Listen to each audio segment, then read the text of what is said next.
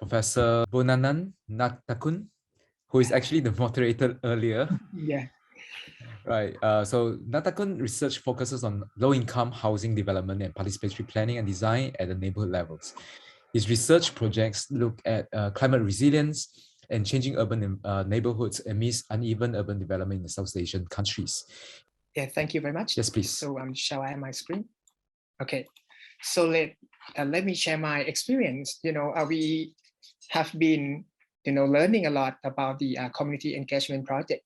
But for my presentation, I will just particularly focus on the mapping exercise and mapping practices, within the community design course.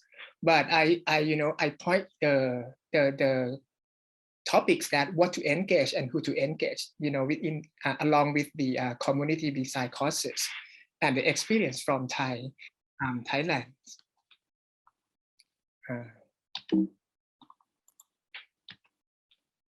Okay, so for the aim and outline, so I will provide the backgrounds of the Bangkok urban spaces and the study context, because we are in Bangkok and most of the community is located in Bangkok, and to discuss about learning processes and also experience from our course, and to show the creative community mapping as the processes and also output, from the design courses. And lastly, I will summarize the lessons that we learned from the creative mapping practices.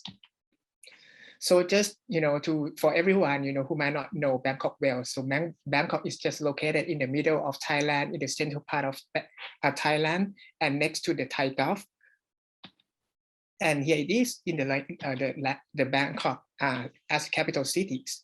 So back, they're back to, 240 years old, and Bangkok is just like a 40 few, cities, very small. And you can see that where the Grand Palace is the urban core, historical core of Bangkok.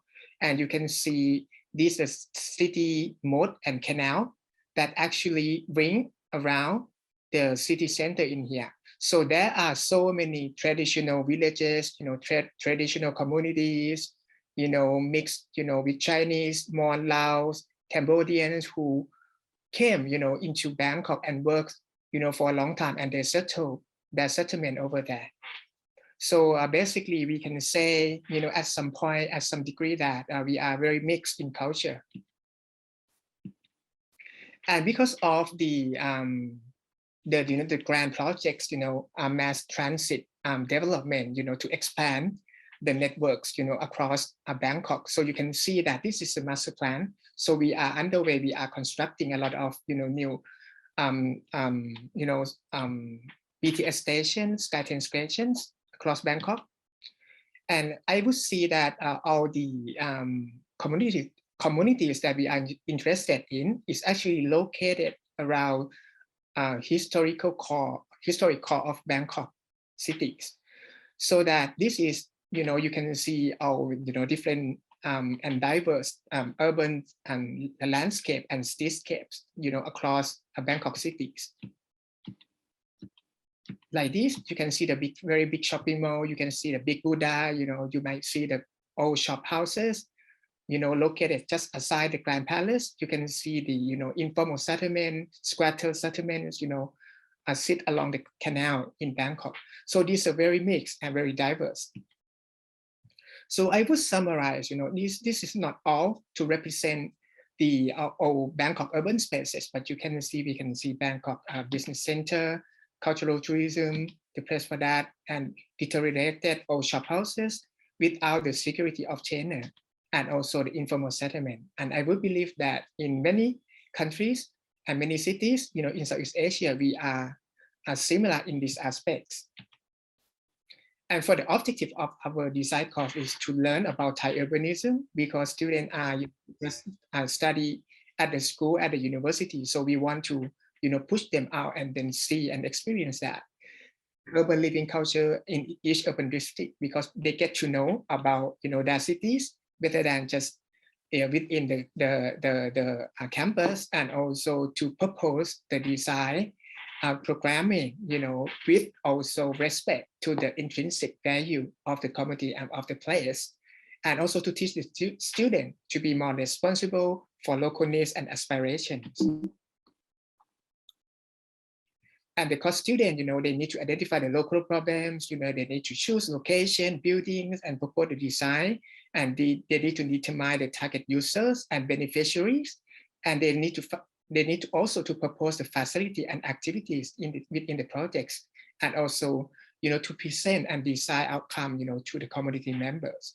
So you can see some photos on the right-hand side that, we are presenting our design outcome, and then we do exhibition just before the COVID-19 hit Bangkok. So this is just a few past our experience, working throughout the community in Bangkok. And what to engage and who to engage, is come back into our architecture education that we mainly focus on built environment, but of course we need to realize and also be aware of the non-built environment. So this is a connection between them. So just a few brief that learning process, prior to the COVID-19, we just prepared the student, research ethics, and also best map, because the mapping is always be the good entry tools, for community on-site observations introduced by the local expert. What I mean by local expert is not just only the community leaders, but also can be like community architects or NGO or whoever, work with the community before. So we get to know something in depth. We will just only go and walk, in the cities, in the communities. But what I want to focus on is that during the COVID-19, so we shift our mind a little bit and prepare the student in different ways. So firstly, we, also have, to let them to do some desktop research and online research, very intensively, before we going to the communities. And we make to break the big group into the smaller groups, and then we need to assign them, to be aware of each dimension of the communities, and then get back together and then learn from each other, because we want to reduce the time consumption within the on-site observation and on-site mapping.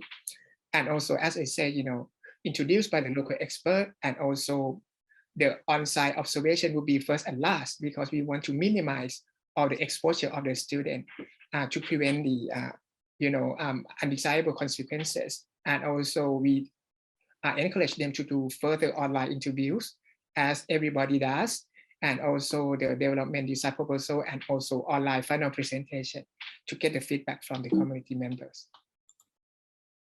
So this is a few photos that within with the mask, we also go to the site, but also with very good care of that and very careful actions.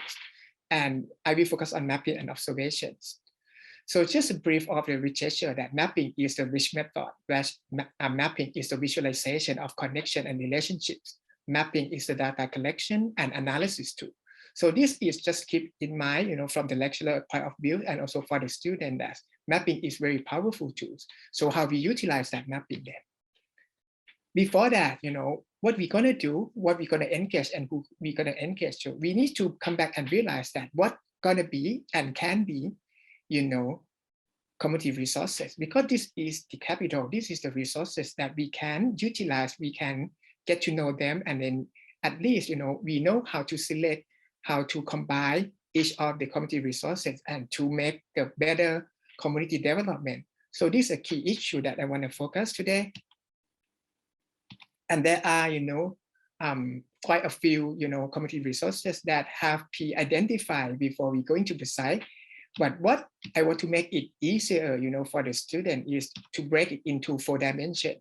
It's a physical, social, historical, and also economic dimension.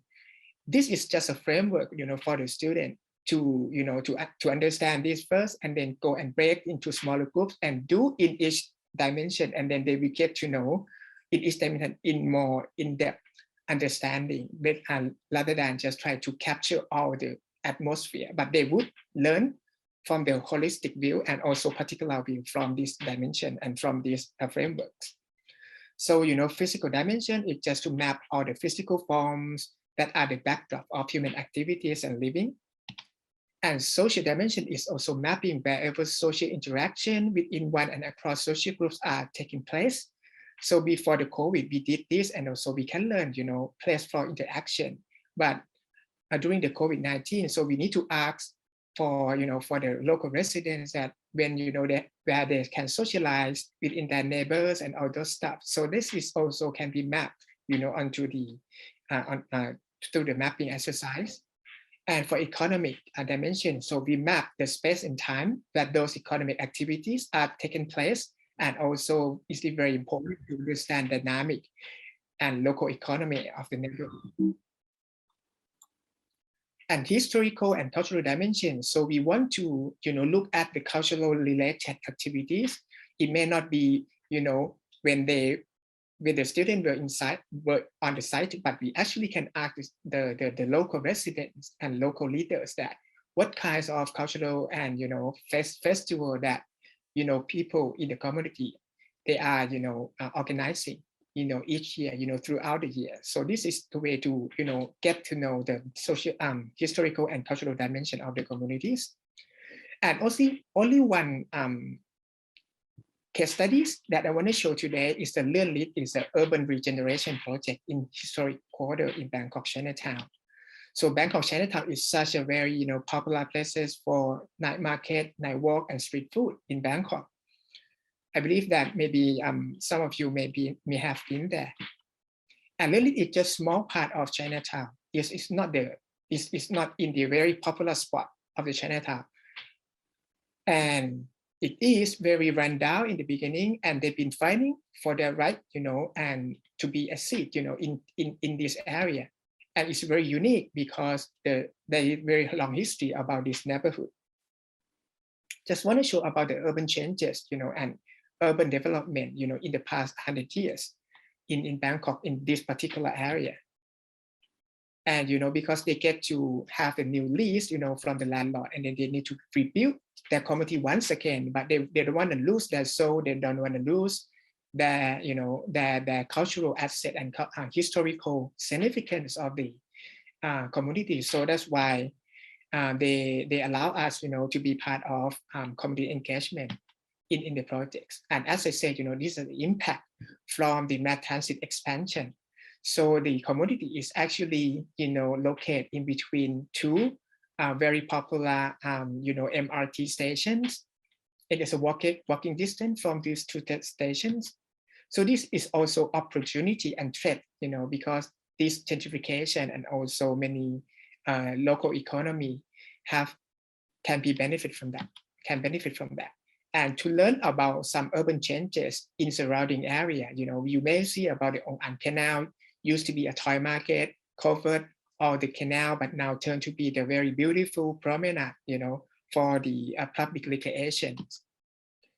And really in surrounding, this is just the key aspect of the community is, in the Chinatown, they can have a very nice food market, and then commercial arcade and buildings. And students, with the smaller group in mind, and then a particular issues that they have to map on the mapping session. So they will go to the site and also do their own. So the changes from 2002 until 2022. So this is a new look of the Learn communities. And this is the very quick and very intense on-site observation and mapping. So we do have the local expert, to explain what things, to be considered when you see the community and surroundings.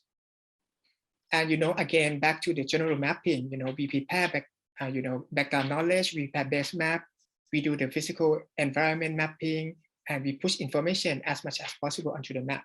But for the creative mapping, we need to pre-identify what can be observed and what can be mapped, and also prepare a way to engage with objects, people, and places in the very particular and specific way, and record the various types, onto the series of mapping. So we will have a lot of, maps from the students, some, focus on social, physical, historical, and also economics. So this is just the example of physical mapping that we do, and we are familiar with this because we basically just look at, building and also architecture, street, laneway, and many things that we can see on the street. And also we can map some kind of, green areas that's happen in that areas. And social mapping is very interesting because we want to identify who can be beneficiary, who can, get an impact from the neighborhood intervention if we propose some things. So, and we also have to do some historical and cultural mapping to get the background of this, because we don't want the student to propose something that, don't respect, to the local value within the neighborhoods. And this is just the very short, fast forward creative mapping in historical and cultural dimensions of the communities. So students learn, history from books, from the, verbal or oral history, but they need to, tie in and tie up all information in this dimension and make a mapping, make it some animation to basically just to, visualize the timelines, the location, the importance of the place, and also some of the story, that the community experience, because they never been there before. So that's why they can realize and conceptualize all the stories within one map. So this is the example for that. And the next one is also the social mapping. And this is also showing how the social, dimension can be mapped, in these mapping activities. And, the students learn, how many social groups within the community and surrounding, and then they see about the social interactions, social activities, and also they can see the interaction between social groups and also economy, that happen in the surrounding and also the community itself. So this is how, the student can enjoy, and can learn from their friends, their peers, and also can learn from other groups, from different dimensions. So at the end of this,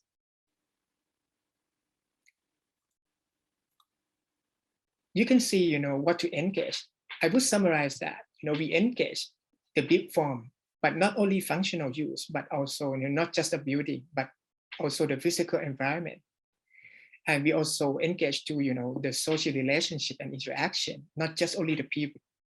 And we also have, local culture and practice, not just the festival that we know, and also history, not just about only historical artifacts, and also the economic possibility.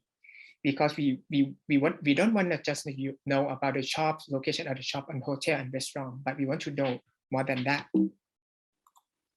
And who to engage, also varied groups of, people, not just the community leaders and the residents, but also, in the surrounding areas, local expert, of course. We would like to identify not just the random ordinary people, go and talk, but it's very important, to talk with the ordinaries and also for the expert to get the, overviews, and perception from the communities and the existing potential, partner and extended network of the communities.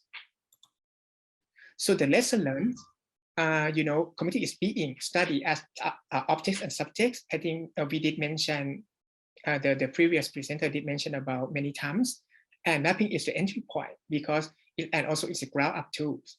Because when we go and talk to the people, if we have some, paper and we note down, we don't just to take a photos, we don't want to violate, the livelihood in the community. So mapping is a good way, to engage with the people, to give them talk and to ask them about the place. And pre-mapping exercise, introduction from the local expert is very important. And to direct the precise observation, we get to know what is actually we should do at the site, and also along with that, we can capture some small fragment, from observation. And also face-to-face interaction is still very important and still needed, even though, we have limited time. And lastly, the lesson that the desktop research before we go into site is super important. During the pandemic period, and also the creative mapping is allow the student to unpack the various dimensions, to make them think, to make them be more creative, to explain and to echo the student understanding about the place. And the last slide is, to summarize my presentation today, what the creative mapping, we noticed that we have twofold implication for that. First, the student have to cascade, information and tie up various form of information onto the series of map, so they can exchange, they can learn from each other. And second, the student would, exchange ideas, in a very creative way and interesting storytelling while mapping, and then help them to locate contents as well as places simultaneously, and it will be useful for their design proposal. So thank you very much for your attention.